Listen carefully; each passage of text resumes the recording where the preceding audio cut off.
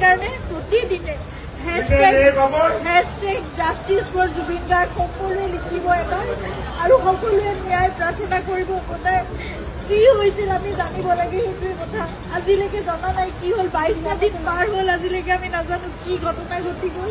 কিন্তু আপোনালোকে সকলোৱে লিখিব, আপোনালোকৰ ছ'চিয়েল মিডিয়া আছে, এখন যুদ্ধৰ আমাৰ সকলোৱে এখন হাতত প্লেটফৰ্ম আছে, সকলোৱে প্ৰাৰ্থনা কৰাৰ লগতে আপোনালোকে জাষ্টিছ বিচাৰিব লাগিব। ন্যায়ৰ কাৰণে আমি খুব ধৈৰ্যৰে আমি অপেক্ষা কৰি আছো, কিন্তু সেই ন্যায় আমি পাব লাগিব। সেইকাৰণে সেই যুঁজখনত আমি সদায় ব্ৰতী হৈ থাকিব লাগিব। আপোনালোকক প্ৰাৰ্থনা জনাইছো, হেশটেগ জাষ্টিছ ফৰ জুবিন গাৰ্গ সদায় লিখিব, আপোনালোকে সদায় লিখিব, সদায় দাবী কৰিব, সদায় অনুৰোধ কৰিব, সদায় প্ৰাৰ্থনা কৰিব। কিন্তু আমি কোনো অশান্তি বিচৰা নাই, শান্তিপূৰ্ণভাৱে যাতে ন্যায় ব্যৱস্থাই আমাক সেইখিনি ন্যায় দিয়ে, সেয়ে প্ৰাৰ্থনা কৰিছো।